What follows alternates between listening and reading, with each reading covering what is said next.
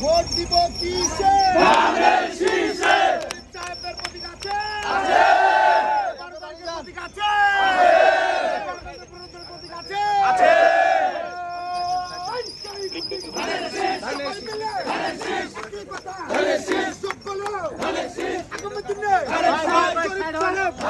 এই ক্যামেরার সামনে থেকে সরো তোমরা।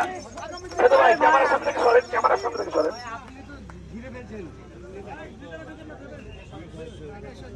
ক্যামেরার সামনে কেউ যাবে না।